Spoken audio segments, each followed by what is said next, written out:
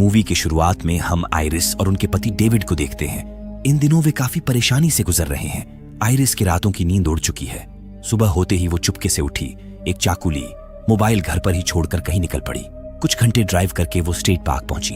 इसी पार्क में हम उसके बेटे का स्मारक देखते हैं, यानी उसका बेटा किसी वजह से यहीं पर मरा था। अपने पति के द्वारा पेड़ पर लिखे अधूरे अक्षरों को पूरा कर वो पहाड़ के किनारे गई। यहां से कूदने के लिए हिम्मत जुटा ही रही थी, तभी एक आदमी वहां पर आया। उसका नाम था रिचर्ड। वो भी जिंदगी से हार चुका था। एक आखिरी बार वो अपनी प्रॉब्लम आइरिस को सुनाना शुरू किया। उसका दुखड़ा सुनने के बाद आइरिस भी उसे अपनी पीड़ा बयां की। असल में 1 हफ्ते पहले वो अपने बेटे और पति के साथ यहाँ आई थी। दोनों अपने आप में ही व्यस्त हो गए। इस बीच उनका बेटा इसी पहाड़ से नीचे गिर गया। इसका जिम्मेदार वो खुद को मानती है, इसलिए इसी पहाड़ से कूदकर प्रायश्चित करना चाहती है। एक दूसरे से बात करके रिचर्ड का मूड चेंज हो चुका था। जाते जाते वो आइरिस को कहता गया कि आज का मौसम बहुत सुहाना है, तुम्हें ऐसा नहीं करना चाहिए। रिचर्ड से बात विचार करके कहीं ना कहीं आइरिस का भी मन बदल चुका था। वो भी उसके पीछे पीछे चल पड़ी। दोनों बात करते करते पार्क से बाहर चले आए। वहीं रिचर्ड अपनी कार आइरिस के कार से बिल्कुल सटाकर पार्क किया था, जिस वजह से आइरिस अपनी कार का डोर खोल नहीं पा रही थी। तभी रिचर्ड अपनी कार से छाता लेकर निकला और उससे आइरिस को ऐसा तगड़ा झटका दिया कि वो तुरंत बेहोश हो गई। केबल टाई से झटपट हार पैर बांधा गाड़ी की पिछली सीट पर सुलाया और लेकर भाग निकला। कुछ देर बाद वो होश में आई तो सामने ड्राइविंग सीट पर रिचर्ड था। आइरिस पूरा मामला समझ चुकी थी। जी जान लगाकर हाथ पैर छुड़ाने की कोशिश की, लेकिन बात नहीं बनी। स्मार्ट वॉच से इमरजेंसी कॉल लगाने की कोशिश भी की। रिचर्ड की नजर उसकी हरकतों पर ही था। उसने बताया कि इस इलाके में नेटवर्क नहीं है, इसीलिए उसकी कोशिश बेकार है। तुम ऐसा क्यों कर रहे हो? प्लीज ऐसा मत करो, मुझे मत मारो, मेरे बच्चे हैं। ये तो उसके हर शिकार का नाटक है। मतलब कि रिचर्ड इस खेल का माहिर खिलाड़ी था। आइरिस जैसे कितने लड़कियों को वो पार घाट लगा चुका था। तभी रिचर्ड की बेटी का फोन आया। कल उसका बर्थडे था, वो अपने डैड के लिए परेशान थी। रिचर्ड ने जवाब दिया कि वो फिलहाल काम में बिजी है, पर काम निपटाकर वो कल शाम तक लौट आएगा। ये सुन आइरिस की धड़कन तेज हो गई, पर घबराने से बात बिगड़ सकता है, इसलिए वो शांत होकर उससे उसके फैमिली के बारे में पूछने लगी। असल में उसकी वाइफ क्लोई बहुत खूबसूरत थी। वो दोनों एक दूसरे से बहुत प्यार करते थे। 5 साल की रिलेशन को वो एक झटके में तोड़कर चली गई। जिसके साथ गई वो एक करोड़पति बिजनेसमैन था। तब से ही उसे लड़कियों से भरोसा उठ गया। वैसे मेरे साथ क्या करने वाले हो? जंगल में उसकी एक छोटी सी कुटिया है, वही ले जाकर तुम्हारे बाल संवारूंगा। तभी आइरिस उस पर चाकू लेकर टूट पड़ी। हाथ लगाकर तो दिखा, उसी चाकू से वो अपने हाथ पैर खोल चुकी थी। दोनों के मारामारी के बीच गाड़ी आउट ऑफ कंट्रोल होकर पेड़ से जा टकराई। रिचर्ड का सर फूट गया, पैर टूट गया, जबकि आइरिस बिल्कुल ठीक थी। किसी तरह वे कार से बाहर निकले। आइरिस ने उस पर चाकू तान दिया और हेल्प के लिए चिल्लाने लगी, मगर अफसोस इस सुनसान जंगल के रास्ते पर उसकी मदद करने वाला कोई नहीं था। इतने में रिचर्ड ने जेब से एक सिरिंज निकाला जो कि खाली था। दरअसल आइरिस जब बेहोश थी तो उसने ये इंजेक्शन उसे लगा दिया था। कुछ देर बाद इस इंजेक्शन का असर उस पर होना शुरू हो जाएगा। पहले उसकी उंगलियां सुन्न पड़ेगी, फिर धीरे धीरे करके उसकी पूरी बॉडी अकड़ जाएगी, यहाँ तक कि वो कुछ बोल भी नहीं पाएगी। इसीलिए उससे दूर भागना बेकार है। आइरिस उसकी बातों में नहीं आई और जंगल की तरफ भाग निकली और तब तक भागती रही जब तक कि रिचर्ड उसकी आंखों से ओझल न हो गया। वही रिचर्ड दूर से ही चिल्लाए जा रहा था कि जितना भागोगी इंजेक्शन का असर शरीर में उतना ही तेजी से फैलेगा। मतलब कि वो सही था। देखते ही देखते आइरिस की उंगलियां अकड़ने लगी। उसने तुरंत स्मार्ट वॉच में 20 मिनट का टाइमर सेट किया। फिर कुछ कदम ही चली होगी, तब तक उसके पैर भी अकड़ने शुरू हो गए। फिर भी वो रुकी नहीं और जैसे तैसे करके चलती रही।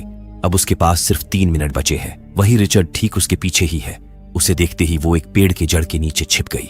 जड़ों में लगी काली चिटियां उसके चेहरे पर छाप लिए। किसी तरह वो बर्दाश्त करती रही। रिचर्ड ठीक उसी पेड़ के करीब खड़ा था। जैसे ही वह कुछ दूर गई, चींटियों के चलते वह चिल्ला पड़ी। रिचर्ड ने उसे देख लिया और तेजी से उसकी ओर बढ़ा। उसके पैरों में भी चोट लगी थी, इसलिए वह दौड़ नहीं सकता था। आइरिस का पैर भी काम करना बंद कर चुका था। पास में ही एक नदी बह रही थी, जिसमें रेंगते रेंगते वह कूद गई। रिचर्ड देखते रह गया और वह नदी के बहाव के साथ बह गई। बहते बहते आगे चलकर उसे एक पेड़ का तना मिला, जिसे पकड़कर वह किसी तरह नदी से बाहर निकल पाई। अब उसके पास सिर्फ 1 मिनट बचे थे। धड़कन स्लो हो चुकी और सांस तेज हो चुके थे। कुछ क्षण में ही उसकी बॉडी पूरी तरह से अकड़ गई। वहीं पर एक आदमी घास काटने आया, जिसका नाम था विलियम। आइरिस को इस प्रकार देख वो गाड़ी से उतरकर उसका हाल चाल लिया। जब वो कुछ बोल नहीं पाई तो विलियम समझ गया कि उसे मदद की जरूरत है। क्या तुम मुझे देख और सुन सकती हो? आइरिस ने पलकें झपकाकर हाँ में जवाब दिया। इसी तरह सवाल जवाब करके विलियम समझ गया कि उसके साथ कुछ गलत हुआ है, जिसके चलते वो चल और बोल नहीं सकती, पर देख और सुन सकती है। विलियम का घर पास में ही था, इसीलिए वो उसे उठाकर अपने घर ले गया। फिर पुलिस को फोन लगाने के लिए जैसे फोन हाथ में लिया, कोई दरवाजा खटखटाने लगा। आइरिस लगातार पलकें झपकाकर सिग्नल देने लगी कि दरवाजे पर खतरा है। उसे छिपाने के बाद वो दरवाजा खोले तो सामने एक आदमी था जो बौखलाया हुआ था। उसने बताया कि उसकी बीवी खो गई है, जंगल में उनका एक्सीडेंट हो गया था, उसका फोन भी खो गया है। विलियम ने कहा कि मैं मदद बुला देता हूँ, तुम बाहर ही इंतजार करो, मगर वो तो चुपके से अंदर घुस आया। एरिक को ये बात तनिक भी अच्छी नहीं लगी। वो तुरंत उस पर भड़क गए। वो रोने लगा कि जब तक पुलिस आएगी तब तक तो उसकी बीवी मर जाएगी। उसे अजीब किस्म की बीमारी है, दौरा पड़ने के बाद उसकी पूरी बॉडी सुन्न पड़ जाती है। अगर 1 घंटे के अंदर इंजेक्शन नहीं दिया गया तो वो मर जाएगी। विलियम उसकी बातों में आकर बताने ही वाले थे कि तभी उसका फोन बज उठा। तुम्हारा फोन तो खो गया था, तुमने अभी तो बताया था। जिस पर वो अपने असली रूप में आ गया। विलियम अचानक उस पर हमला करके उसे ढेर कर दिए। फिर तुरंत पुलिस को फोन करके बताए कि उनके घर में एक आदमी घुस आया है जो उनको मारना चाहता है। तभी रिचर्ड उठ खड़ा हुआ। दोनों के बीच हाथापाई शुरू हो गई। अंततः रिचर्ड ने विलियम को मार डाला, फिर पूरे घर में तेल छिड़क कर आग लगा दिया। इधर आइरिस की बॉडी हिल करना शुरू कर चुका है। उसकी एक उंगली काम भी करने लगी है, जिससे वो अपनी उपस्थिति जाहिर की, मगर रिचर्ड सुन नहीं पाया। गाड़ी में बैठने के बाद उसे लगा कि जिस सोफे पर वो बैठा था, आइरिस कहीं उसके पीछे ही तो नहीं थी। पता चला कि वो उसके पीछे ही थी, जिसे उठाकर वो विलियम की गाड़ी लिया और सीधे अपनी कार के पास पहुंचा। असल में उसके सारे काम की चीज उसी के अंदर था। कपड़े वगैरह चेंज करने के बाद बैग से एक सिरिंज और टाई निकाल इस वाली कार में रखा। फिर अपनी कार को टो करके ले जाने का जुगाड़ बनाने लगा, क्योंकि अगर उसकी कार किसी की नजर में आई तो खामखां उस पर सक जाएगा। इतने में एक पुलिस की गाड़ी आ पहुंची, जिसमें एक पुलिस वाला था। दरअसल किसी ने इस गाड़ी के एक्सीडेंट को लेकर फोन किया था। रिचर्ड ने बताया कि अब सब कुछ ठीक है। असल में आजकल उसकी पत्नी अपने बेटे के वियोग में हद से ज्यादा पीने लगी है। कुछ दिन पहले ही उनके बेटे की मौत हुई है, इसलिए वो हर वक्त परेशान रहती है। इधर आइरिस के हाथ वगैरह थोड़ा बहुत मूव करने लगे हैं। किसी तरह वो कार का विंडो खोली तो पुलिस वाले का उस पर ध्यान गया। वो तुरंत आइरिस से पूछताछ करने आया, मगर वो तो उसके बातों का जवाब ही नहीं दे रही थी। रिचर्ड ने बताया कि अभी भी वो नशे में ही है।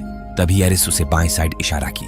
पुलिस वाले ने शर्ट हटाया तो उसके होश उड़ गए। जब तक वो गन निकालता, रिचर्ड उसे हुक दे मारा, फिर सर पर हुक मारकर उस पुलिस वाले का काम तमाम कर दिया। पुलिस को कोई सबूत ना मिले, इसलिए उसकी बॉडी उसके ही कार में डाला, पेट्रोल छिड़का और आग लगाकर भाग निकला। अब जब वो अपने कुटिया के काफी करीब आ चुका था, आइरिस भी हकलाकर बोलने लगी थी। उसने फिर से उसकी पत्नी क्लोई की बात छेड़ी। तो बात ऐसी है कि उसकी वाइफ उसे छोड़कर नहीं गई, बल्कि एक एक्सीडेंट में मर चुकी है। पिछली बार उसने क्लोई के बारे में जो कुछ भी कहा वो सब झूठ था। असल में क्लोई किसी लड़के के साथ नहीं भागी, उसका एक्सीडेंट हुआ था, जिसके चलते वो 2 महीने तक हॉस्पिटल के बेड पर थी। रिचर्ड को हमेशा से लगता था कि उसके लाइफ में कुछ मिसिंग है। जब वो क्लोई को आखिरी सांसें लेते देखा, तब जाकर वो खुद से मिल पाया। वो एक अद्भुत एहसास था। उसके आखिरी पलों में वो अपने करीब गॉड को महसूस किया। वो एहसास कमाल का था।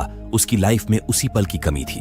तब से ही वो उस पल को जीते आ रहा है। इस चक्कर में अनगिनत लड़कियां उसके हत्थे चढ़ गईं। मतलब कितना अजीब आदमी था।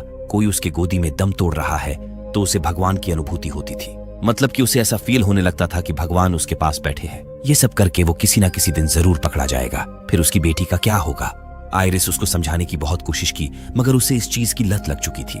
लाख समझाई मगर वो नहीं माना। आखिर में आइरिस ने सही मौका देख उसे सिरिंज घोंप दिया, लेकिन इंजेक्ट नहीं कर सकी।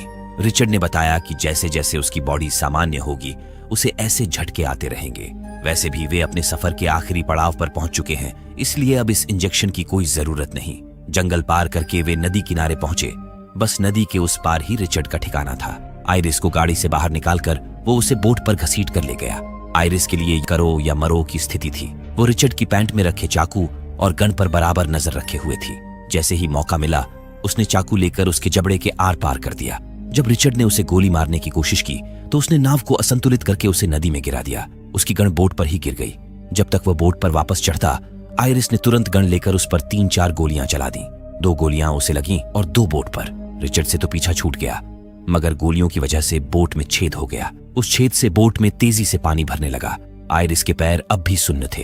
वह भाग नहीं सकती थी। उसकी धड़कनें तेज हो चुकी थीं, मानो यमराज उसके सामने खड़ा हो। कुछ ही पलों में बोट पूरी तरह से पानी में डूब गई। लगा कि वह मर चुकी होगी, मगर नहीं, उसकी बॉडी फिर से मूव करने लगी। किसी तरह तैरकर वो बाहर निकल आई।